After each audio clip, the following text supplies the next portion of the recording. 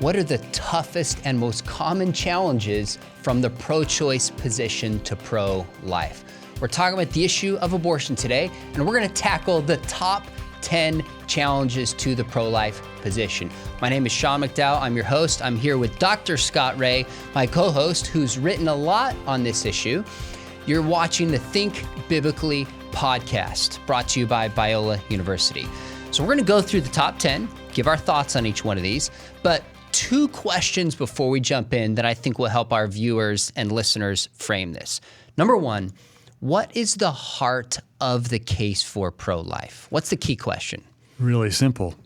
Is the unborn child, whether embryo or fetus or just before birth, a full human person with legal right to life and protectability? Okay. Because if he or she is not, then it's not hard to understand why a woman's right over her own body would trump that. But if the unborn, whether inside or outside the womb, is a full image of God-bearing, rights-bearing person, a separate entity from the mother, that's the key. If that's if that's the kind of thing it is, then it's a slam dunk case in the other direction. That's really helpful. So we always have to bring challenges back to the status of the unborn. Here's a simple way I'll make the case for life. Humans get human rights. The right to life is a human right. The unborn is human. Therefore, the unborn has the right to life. Now, right away, people say, wait a minute, Scott, you use the term person. Right. I use the term human. Is being human sufficient, or do we have to argue that the unborn is not only human, but it's also a person to have the right to life? Well, being human is sufficient. Okay. But I think our listeners should be aware that in the culture and especially in the realm of abortion rights discussion, it's very common to distinguish between a human being and a person. Okay. And that persons have to have other qualities besides the genetic connection that makes them a human being. And I think you sort of add to your syllogism that human beings come from human parents. Right. And an embryo or a fetus comes from a human parent and therefore is fully human itself. Now, I would urge our listeners to think about this. Anytime you hear someone making a distinction between a human being and a person, we would say that's a red flag, that there's something not quite right with that view that needs further questioning. Okay. So I would ask them, so on what's the difference between a human being and a person? Chances are they will get to this in more detail. They will talk about some of the characteristics that characterize most human beings, like rationality, capacity for relationships, self-consciousness, things like that. Okay. So anyway, we'll get to more of that. That is one of the objections that's made on down the line. So bottom line is, you can be a person that's not a human. Angels are arguably persons. Correct. God is one being, three persons. But if you are a human, you are necessarily a person. That's the distinction that you're making. So pro-choice critics will try to separate them. What's interesting is even if we adopted that you had to be a person to have person rights, there's still no consistent criteria that is given why the unborn doesn't qualify as personhood, that doesn't end up disqualifying someone else that we know is a person. So I think if we adopt that language, we still win, but nonetheless, no reason to adopt that language. Right. But I think just be prepared to make the case, when that dichotomy is raised. Perfect. Well, that'll come out. So let's jump in. And these are in no particular order, by the way. But the first one, it actually did make sense to start with this one. Claim number one, men should remain silent on abortion. If true, that disqualifies both of us. Yeah, I got nothing. All right, next. Actually, as you're aware, Sean, this is a classic ad hominem argument. And ad hominem is Latin for against the person, as opposed to against an argument. Usually an ad hominem argument is what I would call it's the last stage of a desperate person who's run out of ammunition.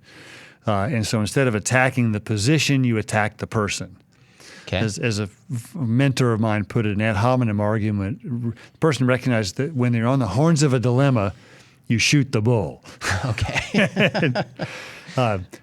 And you usually in academic circles, in serious discussion circles, we just dismiss ad hominem arguments for what they are. But if you want to engage it, Supreme Court in 1973 when Roe v. Wade was decided was all men.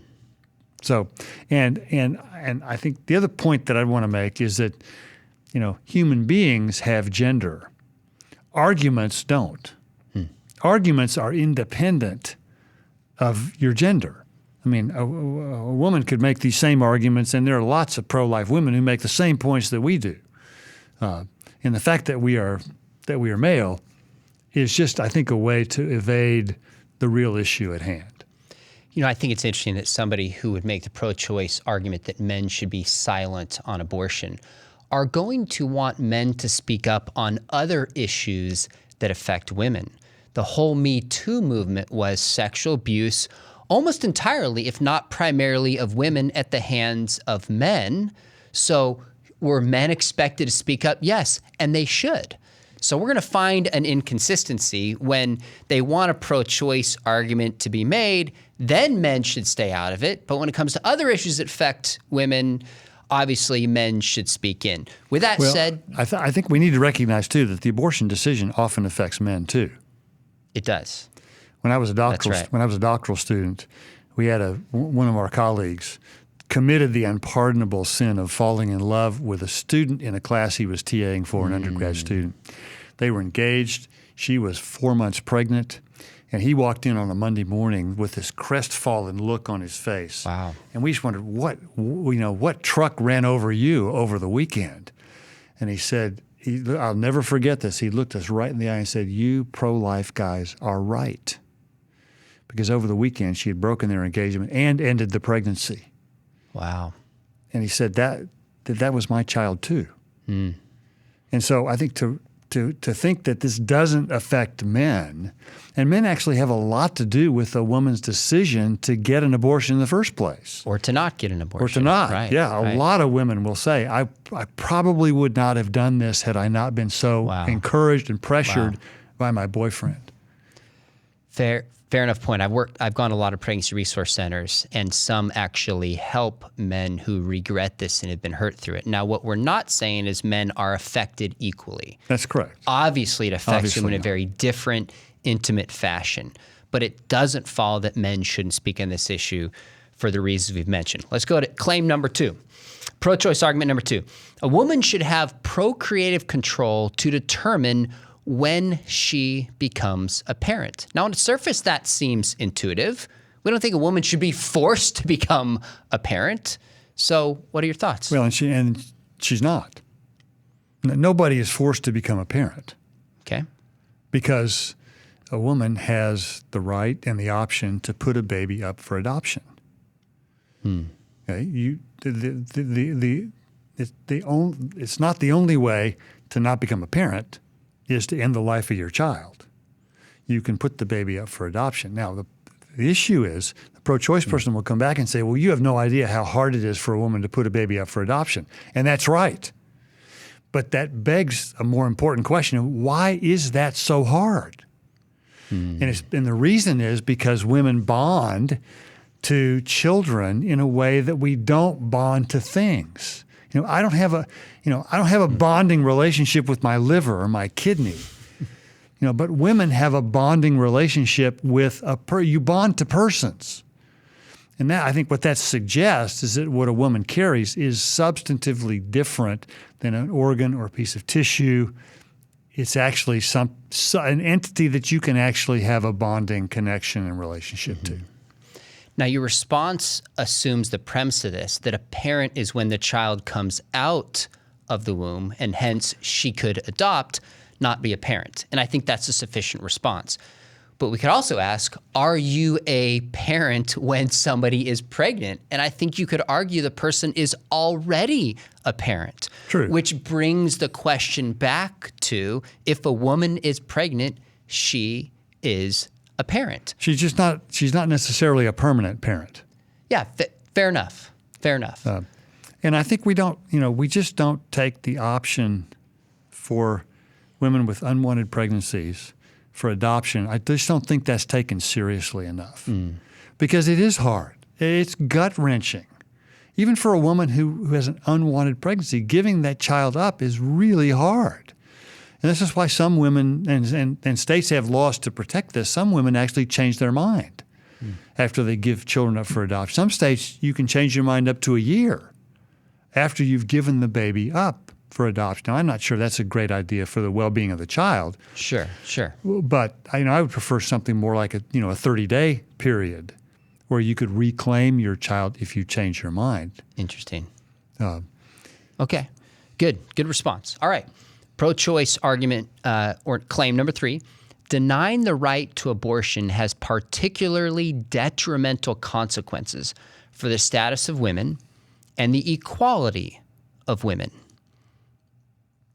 What's your take? I think that's a harder one, I think, to wrap your arms around, because I think there's a sense in which, particularly in more overtly patriarchal cultures, where it reinforces that. Cultures where, men are in charge more, and boys are more valued as children, and women are viewed in a much more subservient role.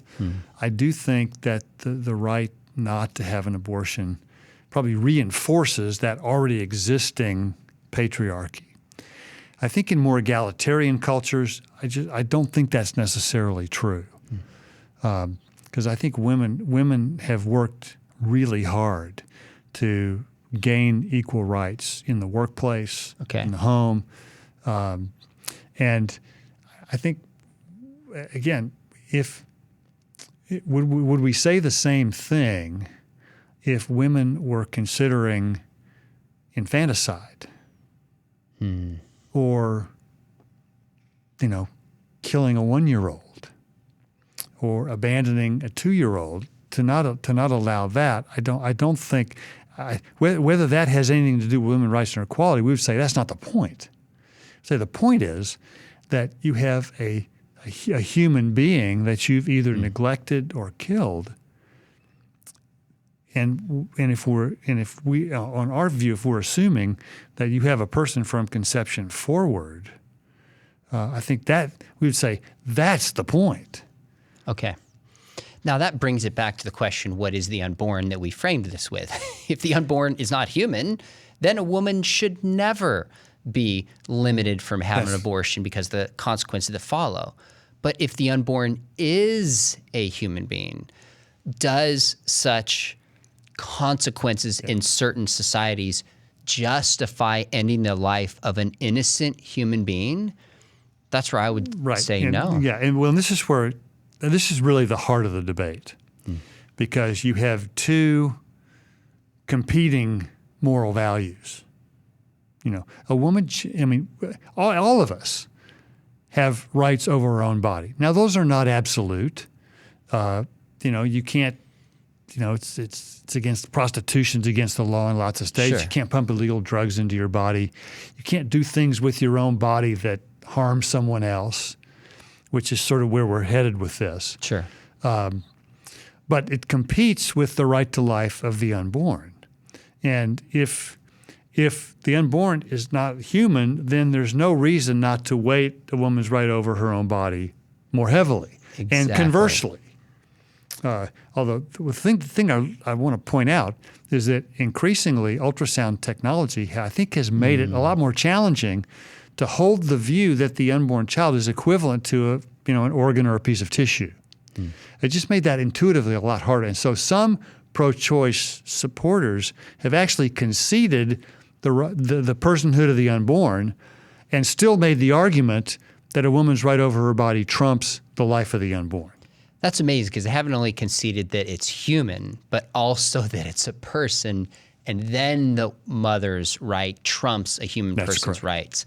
That's correct. That's arguably pretty extreme. Now, I'd make one more point. When we talk about the economic effects of women, a similar argument was made for slavery, that not allowing slavery is going to economically affect certain people. And the argument that won is we don't use human beings and mistreat them for any kind of economic gain.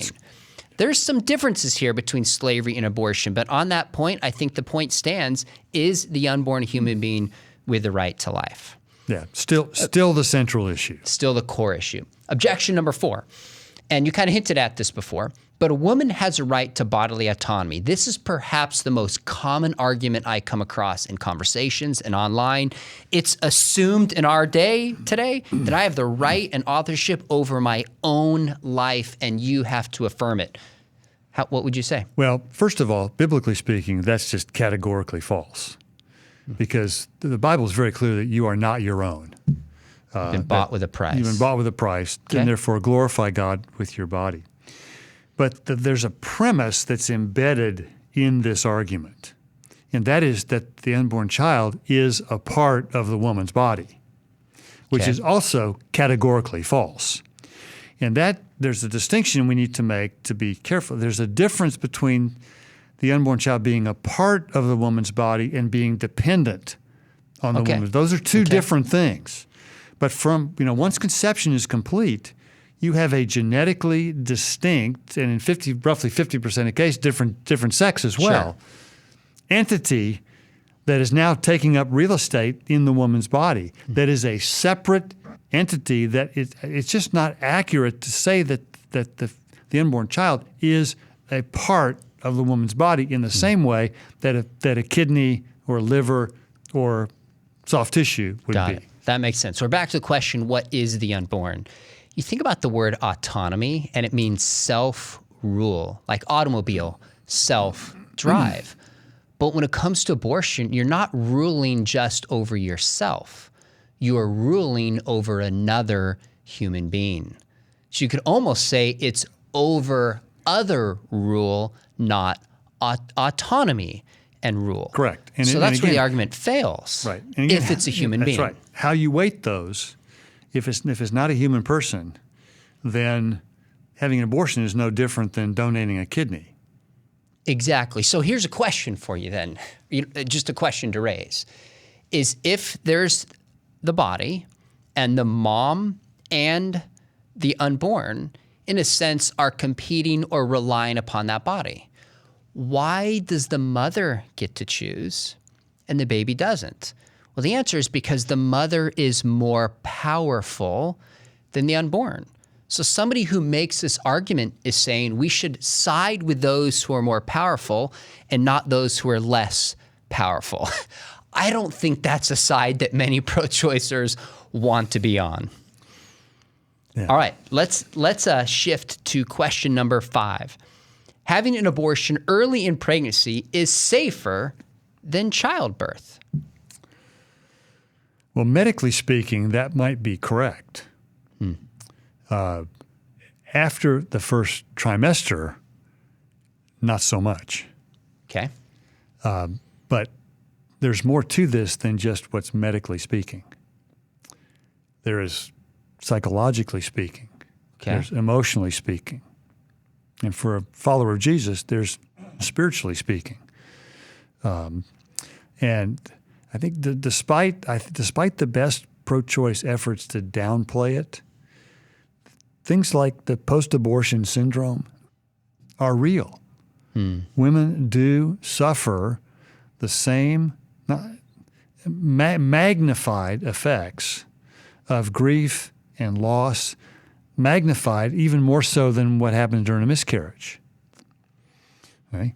And it's not right to say that women don't grieve a miscarriage or women don't grieve an early stage abortion like they do a stillbirth. Right? That's not necessarily true. Right? Now, the reason they might grieve a stillbirth more has nothing to do with metaphysics or ontology. It has everything to do with the bonding and relationship that's been built. So I think there's a good way to explain that. But to say that, the abortion decision is something that is this morally neutral thing, I think is just clearly false. And we'll see that we're going to see this more now that the abortion decision has become much more privatized. That this argument's really going to come to the fore. Even more so. Even more so. But our viewers should be aware that even what's called the chemical abortion, RU486, in probably 30-40% of cases requires some sort of surgical follow-up. And the wisdom of doing a RU486 abortion later in pregnancy changes pretty dramatically. So, in fact, the drug cocktail changes the farther along you are in the pregnancy. And if you're not under a physician's care, which increasingly women can purchase these drugs over the counter without seeing a physician first to find out how far along she is, without any kind of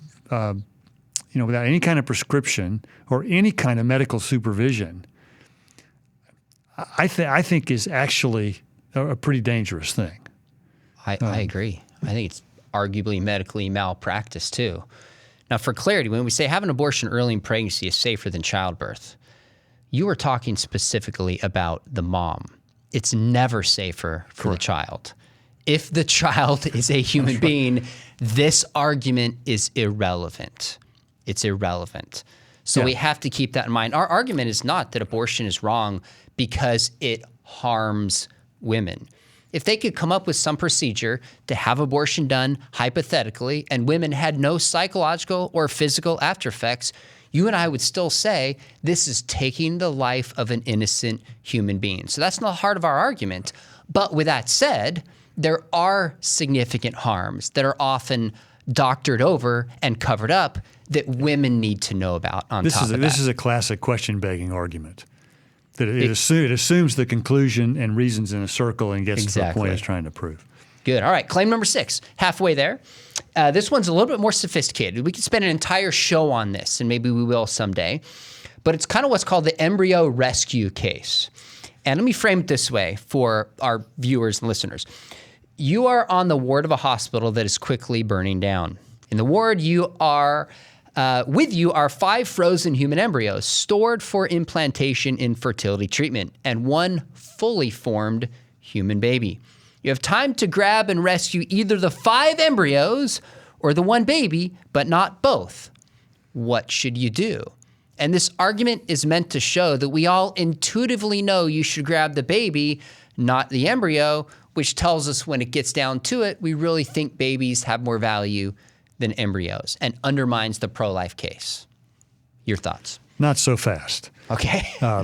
Let's change the characters a bit.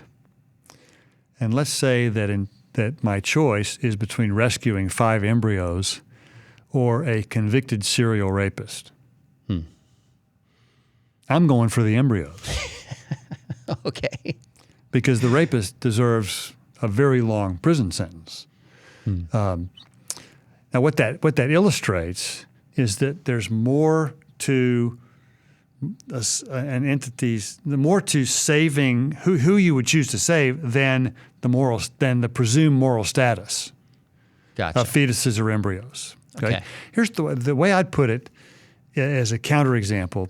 I would get much more grieved if my dog were run over in the street than a child halfway around the world whose face I've never seen, who gets killed in a terrorist attack, for example.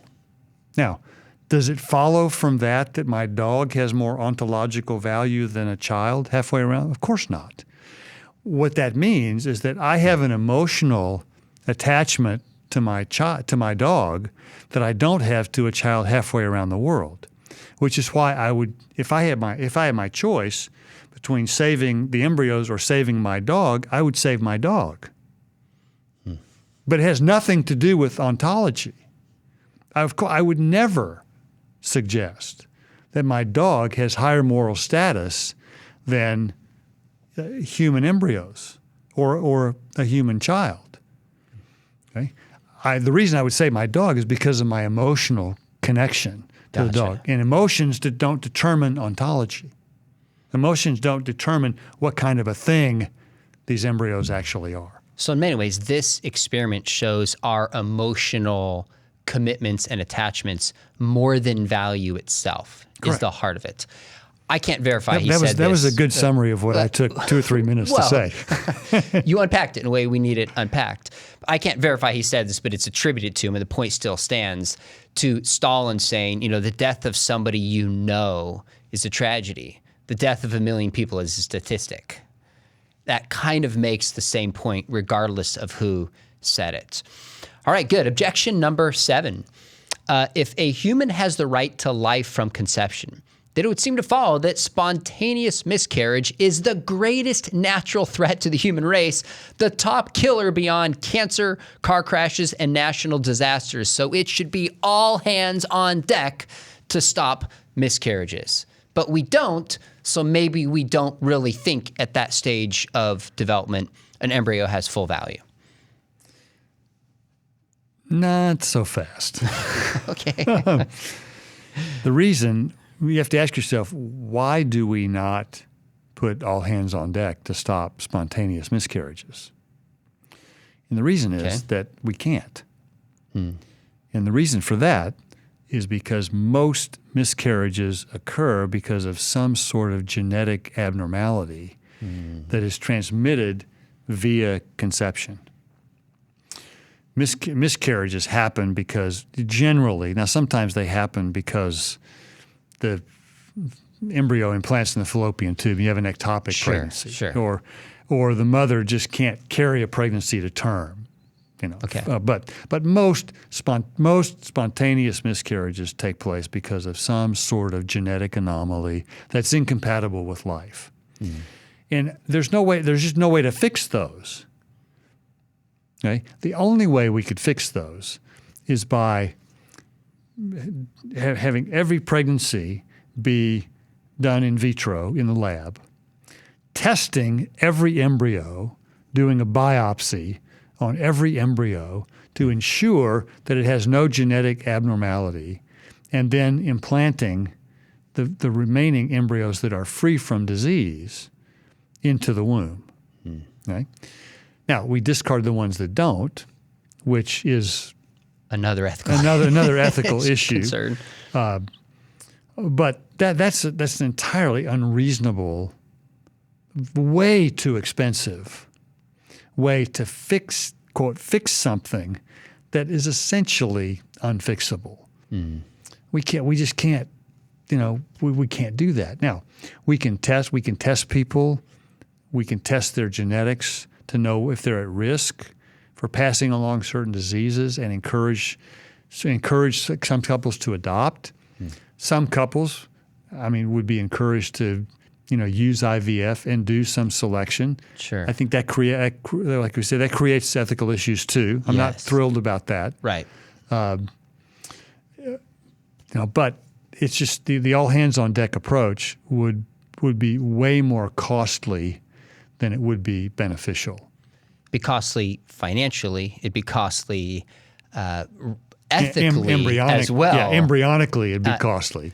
That's a fair point. So it's a matter of pragmatics and just how early and the nature of what causes a miscarriage, not a lack of saying at that stage the unborn has value or less value. Yeah. So pragmatic concerns don't dictate what kind of a thing embryos and fetuses are ontologically. Good. Okay, good. Helpful response. All right, we got 3 more. Claim number 8, again, pro-choice argument number 8, is that pro-lifers criticize pro-choicers for not offering a logically sound moment when the unborn has a right to life. So you've heard this, Scott. We've often said pro-choicers differ on whether life begins at the heartbeat, whether viability, or birth. Now, this is spun back on pro-lifers, and I've heard pro-choicers say, and yet there's no definitive moment of conception in which a person comes into being. Even conception itself is a process. So are we being inconsistent by criticizing pro-choicers for not having a definitive moment when conception itself is not a definitive moment? Are we being inconsistent? No. Okay. And it's true that conception is not a moment in time. That's true. It involves a, roughly, 8 to 12 hour process where chromosomes settle, and it takes time for a new entity to be formed. But once it's formed, it's definitive that it's been formed. Okay. And virtually every embryologist under the sun agrees with this, that when you have reached what's called a diploid condition, when an embryo has a full complement of 46 chromosomes, you've reached a diploid condition. You have a separate human living being. And that's just, that science is really clear about that. That is a definitive moment when you have a new human being. Now, what the person's doing, the way the question is framed, is smuggling in a distinction between a human being and a person. Okay?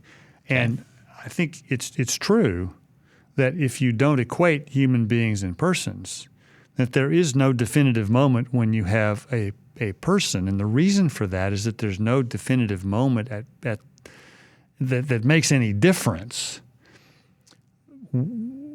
about what kind of thing it is. Gotcha. Right? Because, the fact that a baby has a heartbeat, all that tells you is that they have a properly functioning heart.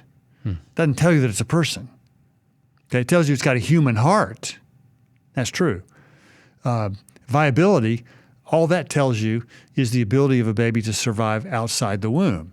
In reality, that's that's misleading, because when a baby at 23, 24, 25 weeks simply exchanges an artificial or a natural life support system for an artificial one, and it's a full court press for weeks and weeks before that baby gets to a place where they can be weaned off of that. So even viability, that measures medical technology. It varies from place to place. It varies from child to child. Birth is nothing more than a change of location, even though there are some important things that happen at birth that don't happen prior to that. It's fundamentally a change of location, and only, I would say, every woman who's had a baby can testify there's only a very slight change in the degree of dependence on the mother. The only difference is it's not symbiotic. Gotcha. But still, it's incredibly dependent. So it seems like this argument is confusing how long it takes for a process to happen with an objective change in the nature of something itself. So if you go to the heartbeat, biologically, it's a human before it has a heartbeat. It's a human before it has a brainstem. It's a human before and after viability and birth. Nothing objective changes. In fact, humans are not meant to have heartbeats on day 2. They're not meant to be viable on week 3.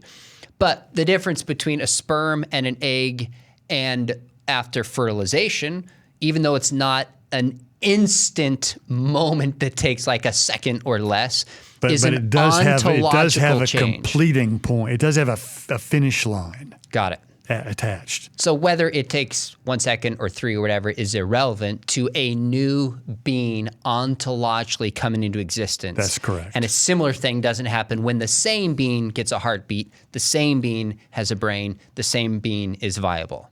That's a really helpful way to put it. And again, what's being smuggled in is not just the distinction between a human being and a person, but the criteria necessary for the pro-choice person to decide when you have a person is being smuggled in.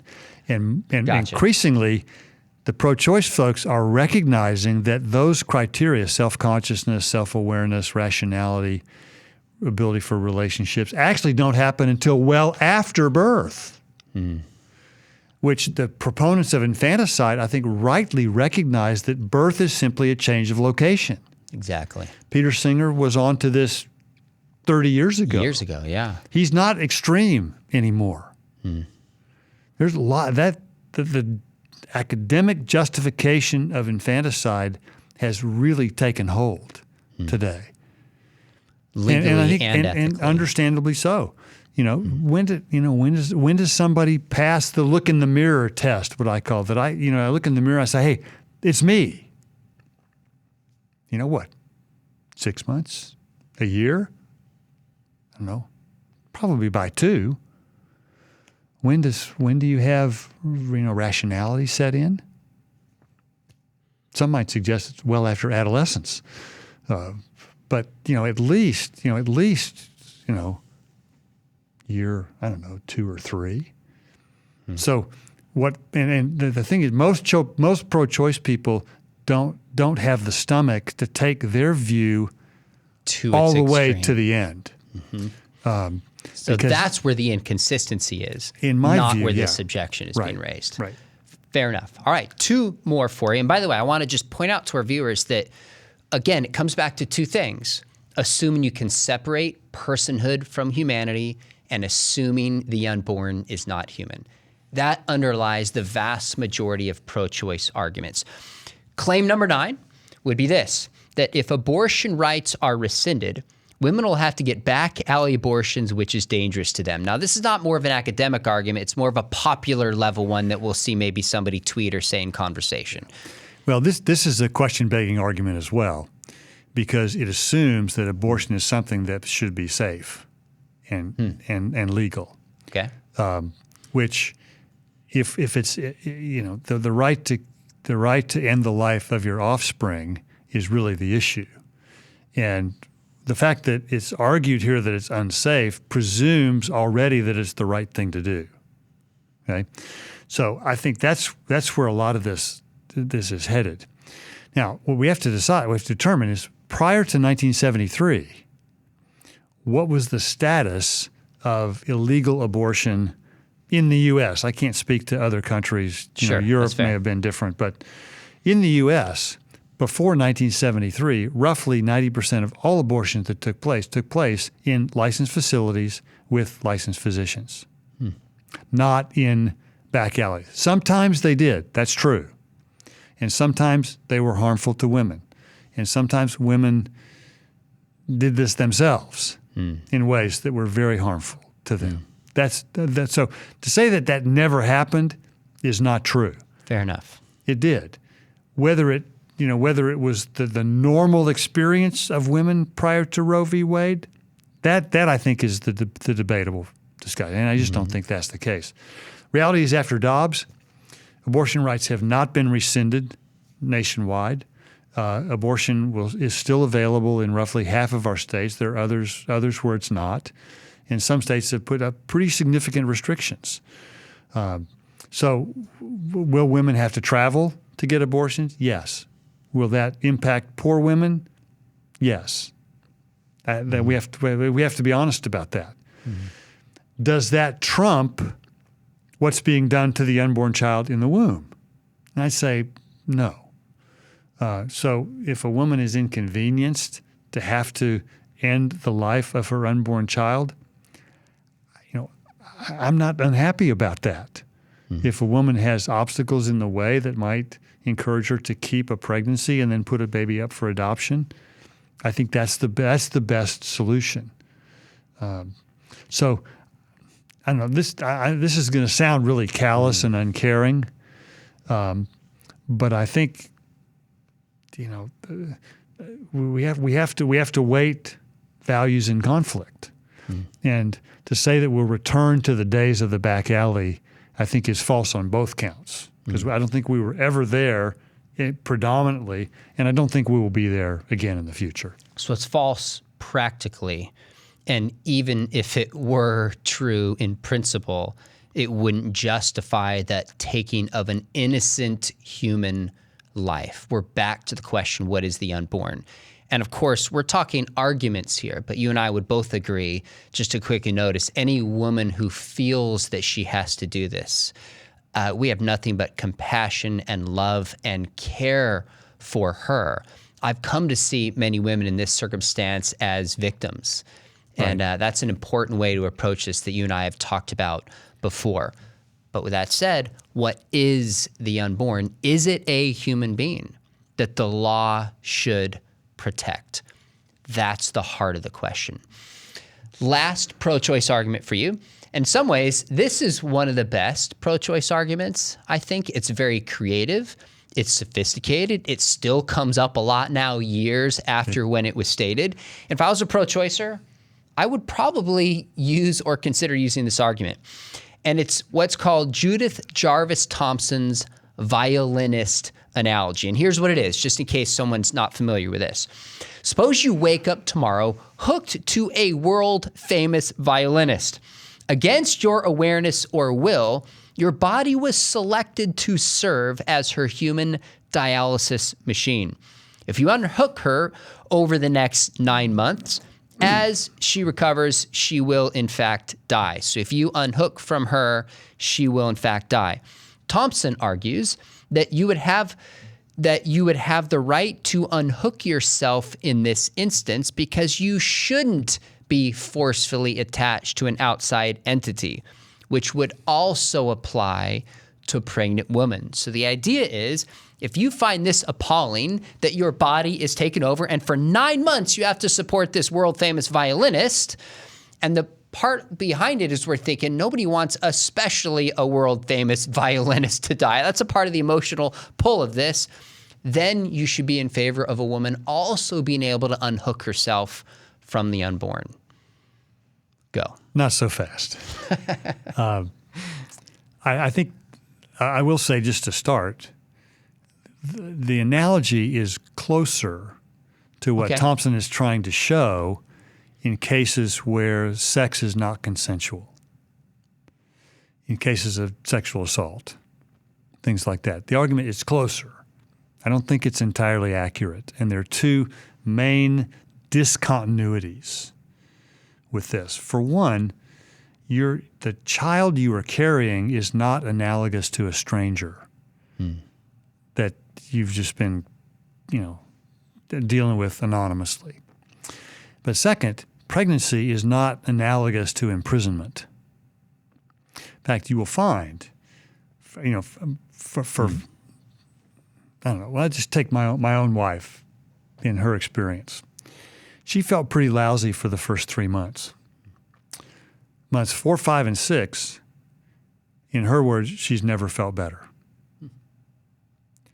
And then months 7, 8, and 9, we were kind of ready to get this over with and be done and deliver and be done. But to say that, she was imprisoned by the pregnancy just simply is not accurate. She had a job. She did all the stuff she normally does around the house. She carried on her life virtually normally, except the first couple months were challenging.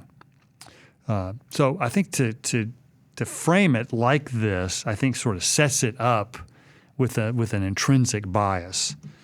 Now, what Thompson's done here, I think, is an interesting move. She has conceded that the unborn child's a person, and right. Which I don't actually think she believed. This was first formulated in 1975.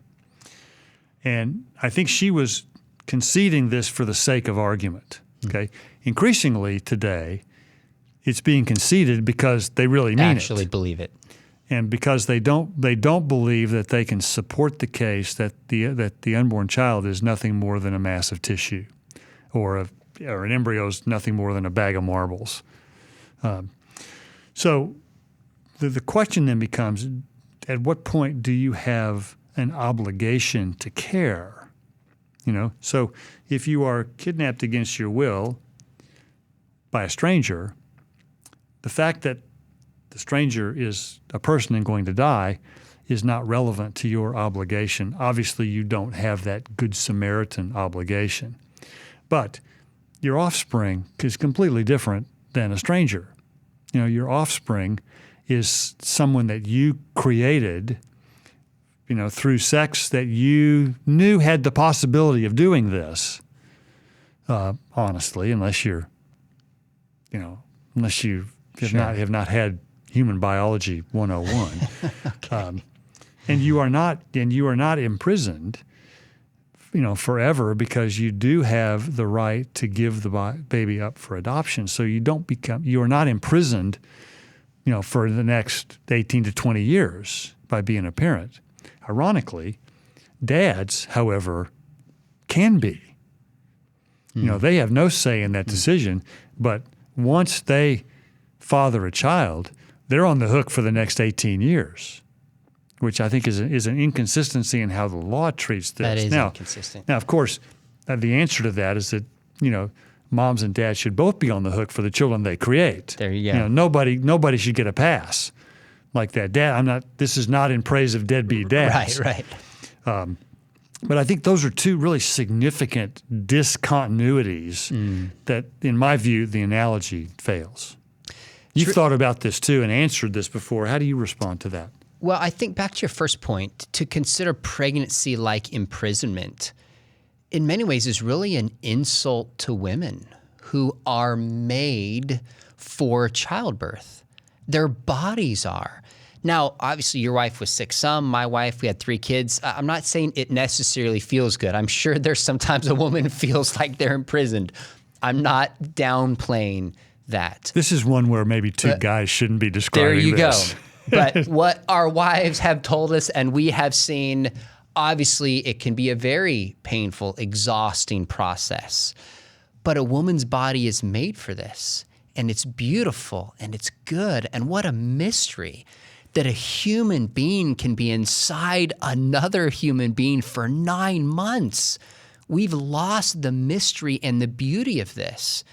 And I think illustrations like this dehumanize such a good, beautiful process. Now, the one way, I'm going to add a bonus on here because I think everyone's thinking, wait a minute, you just went through 10 objections and you missed the obvious one that always comes up. In the violinist argument, if anything, it's at least closer to the idea that somebody is raped and made pregnant against their will. So how do we respond to that? Now, I'll give you my 2 cents on this. First off, the woman is now pregnant with an unborn that's not a detached violinist, but a human being that is 50% the mother. So there's already a disanalogy between that's important. But the other thing I would say is the first Christian response to somebody who's been raped, and I say this as a dad with a 15-year-old daughter, and you better believe I've thought about this, is Romans 12, when it says, cry with those who cry and have joy with those who have joy. The Christian response is to show compassion, to show care, to love this person who has experienced such devastation that you and I, when we interviewed Rachel Denhollander, who broke the USA gymnastics sex abuse scandal, said the PTSD from sex abuse is second only to war. So compassion. But a question I have is this. Interestingly, my adopted sister, 10 years younger than I am, also went to Biola after I did. When she was a student here, she asked my dad to track down her birth mom. So we hired a private investigator and found her. And interestingly, she's a pastor in the Midwest, and they began that relationship. What my sister discovered is that her mom at 14 years old, was date raped and became pregnant with my sister. Now, I realize this is an emotion-filled story. I get that. But it's also personal. And it raised the question, did my sister and does my sister have any less right to life because of how she was conceived? I don't know how you answer that when the science itself is clear.